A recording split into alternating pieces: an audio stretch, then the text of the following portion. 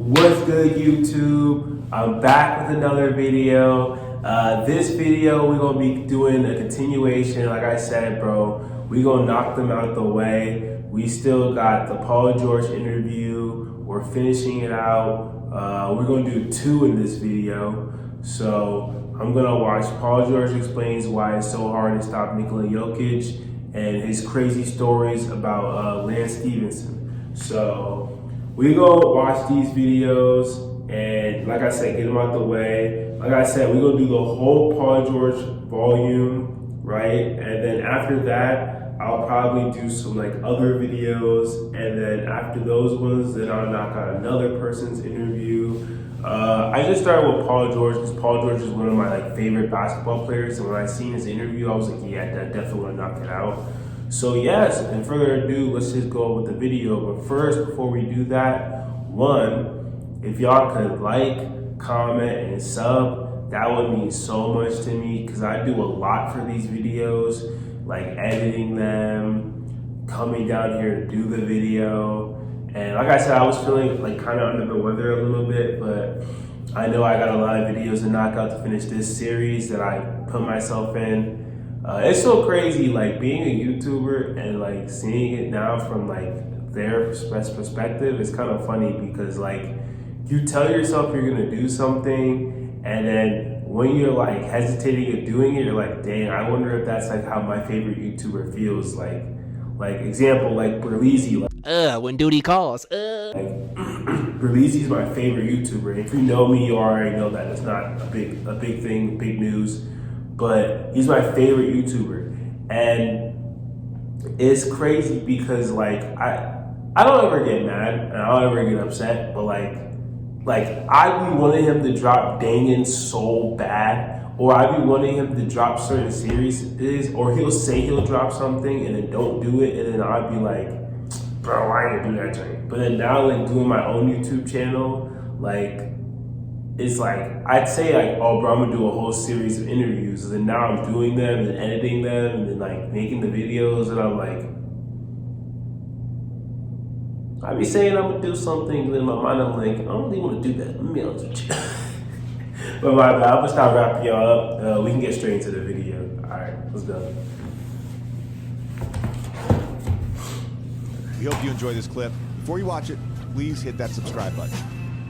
The big takeaway for me was just Jokic and how good he is. Another 40-point triple-double last night. He does things on the basketball court that appear to be simple, but they're really not. And I know you guys have played against him in the playoffs in a 7-game series. What do you see with Jokic? What is it about him that is so special?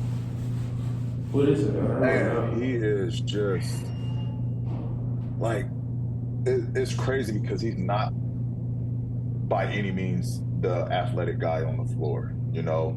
But he just knows obviously his game. I think he's a player that just knows who he is on that court. And yeah, that's true.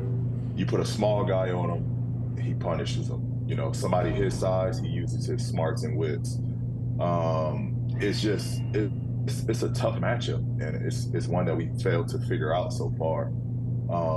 But I was blown away because I have quick hands, and like some of the passes that they were throwing to him, they were kind of out of his range, but the way that he could tip it and get it back to himself, those are usually steals, on anybody else. If that ball is thrown outside of your area, I'm getting it. And the way that he could just quick tip it and get it right back and go right up with it, and he gets up pretty quick for a guy that's not athletic. Like his second jump, he's right back on the play.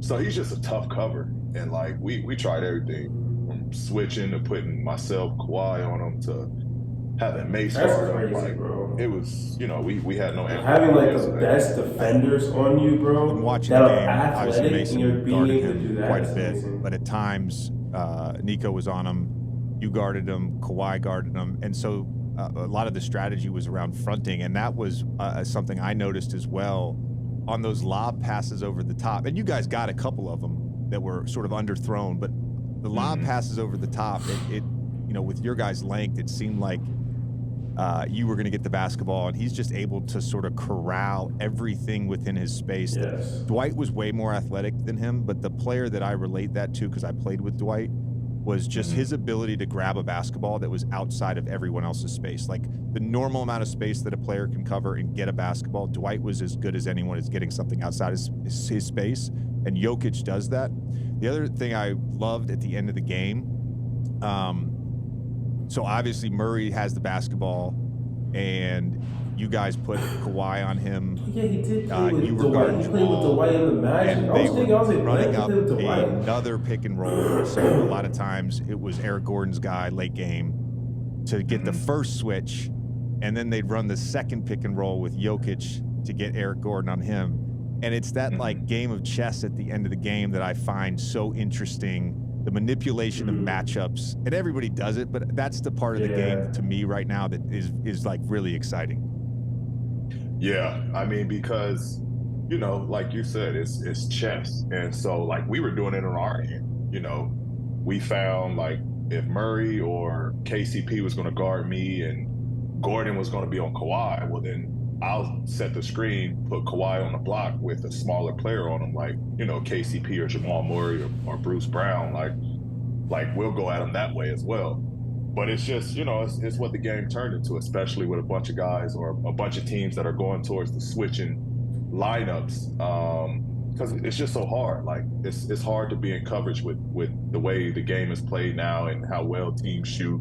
You try to keep out of, you know, rotations as much as possible. And so, like, yeah, you know, what Coach Malone did over there was smart, trying to get EG into the action to free up, you know, because we know where the ball is going. We know what's going to happen. And he's so good in the middle of the floor. You know, I think that's why it's so tough with Philly as well. You put Joel Embiid in the middle of the floor, and now you can't double or you can't, you know, he can see all of that. You know, right, when he's facing at the elbow or facing at the foul line, it's impossible to bring a double. Yeah. Bro. I remember my coach, bro. He used to run that play for me all the time. Like when you like are in the middle, bro, you face up, bro. The whole place is open for you to make a whole bunch of plays. That's why I feel like when I play, if I decide that I want to be a bigger man, I'll do that a whole bunch. They're experienced now. You look at what Memphis is doing. Zach has finally put it together. And then you got the veteran teams that just add guys after guys after guys, and ultimately they form a team that's ready to compete just off of adding talent. You know, so not really. You know, I think this is what you expect, especially with these young teams that are figuring it out now. You mentioned Sacramento. I know you've played in a lot of high-level basketball games. Was that the I was calling the Suns game, so I didn't even get to watch it. I'm so mad. I saw highlights from regulation when you guys were supposed to foul, and then the overtime highlights. But was that the craziest game you've ever been a part of? That was by far the craziest game. Like, the first quarter, it was like, all right, this is easily going to be a shootout, like, because we weren't getting stopped, they weren't getting stops. We had fresh energy, having Russ in the lineup, so I knew we were going to be playing at a high pace. And that's Sacramento's MO, is play at a high pace. So I knew it was going to be a high-scoring game, but almost 400 points combined by two teams, that's crazy. Where are you at mentally by, like, overtime one when you're going through something like this? I mean, you look up and it's 150, 153 tie. Like, we put up 153. You should win that game. You know what I mean? And, you know, it's just like, how long are we going here? Like, you know, we're exhausted. And we're playing against guys that are 25, 26. Like, we're exhausted. And they still, I know they got energy still. I know they played off of back-to-back, but when I played on back-to-backs, like, I loved it. I felt like I was more ready on the back-to-back night because I felt like, you know, my body was, like, warmed up at that point to play a back-to-back. So for them, that back-to-back was nothing. We were playing against young legs. And I know if we didn't put that game away early, that it was in their hands at that point. We hope you had fun with us today. If you haven't already, please hit that subscribe button. All right, cool. So now we'll be getting into the second video for today. So that was Paul George explains why it's so hard to stop Nikola Jokic, which makes a lot of sense, you know. And then he got on you know, a tangent to something else. Yeah, I think I agree with that. And we just gonna go into the next video, so this video is not too long, which they're already doing. So let's do that.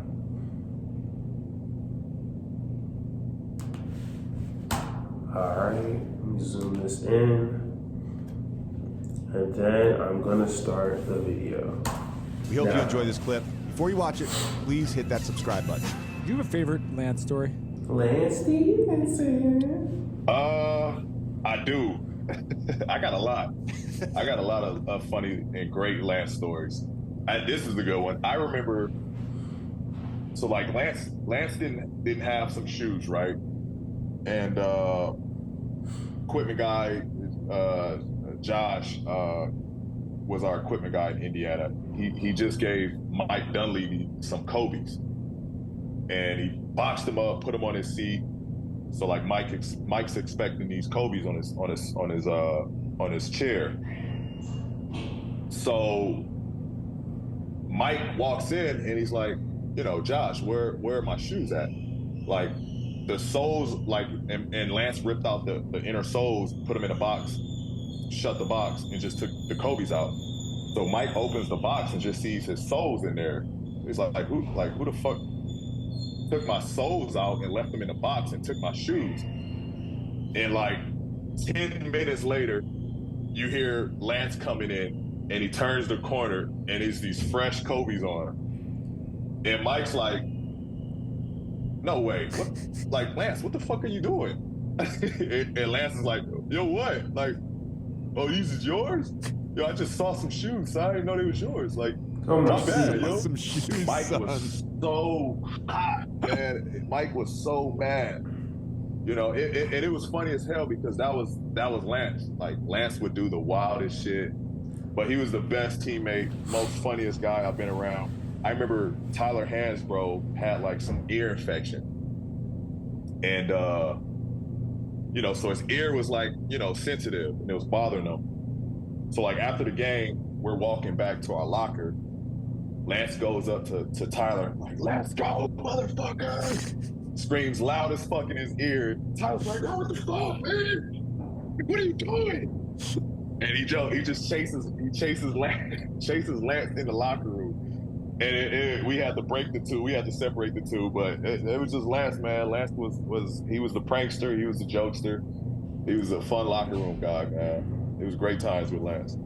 I was fortunate enough to be Lance's teammate with the Clippers as well, and I thoroughly enjoyed the experience. I have nothing negative to say about the experience. It was just you know, you was in for a treat, man. Day to day, it was just you were gonna get something. I don't know. I could never predict what it was gonna be, but you were gonna get something. We'll be at Fun Test today. If you haven't already, please hit that subscribe button. Okay, I feel like, should we go for one more video?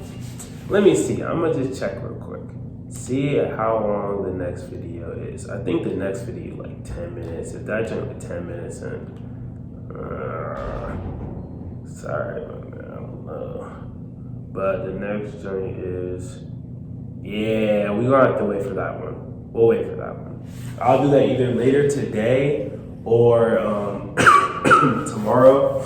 So, and today's Thursday, so it should be my hoop day. I should be going out with my friend to go ball. I don't know if I will. I don't know. We'll have to see. Can't predict the future, but if I do go out and hoop, the surprise will come out. I'm sorry that I haven't been able to do it for y'all yet, but it will. Just give me some time, and the video will drop. Like I said, what I say, bro, like, you make these promises, and it's always hard to keep them, so. Yeah, but that's it for today. I'm gonna catch y'all later in the next video. The next one we'll be reacting to will be Paul George and JJ Redick on how those Pacers teams changed. So we'll watch that one, and maybe I'll watch that one and the one after that. So then I'll just have 3 more left. Okay, I think that's a good idea. So yeah, we'll knock those out, and I'm gonna catch y'all in the next video. Peace.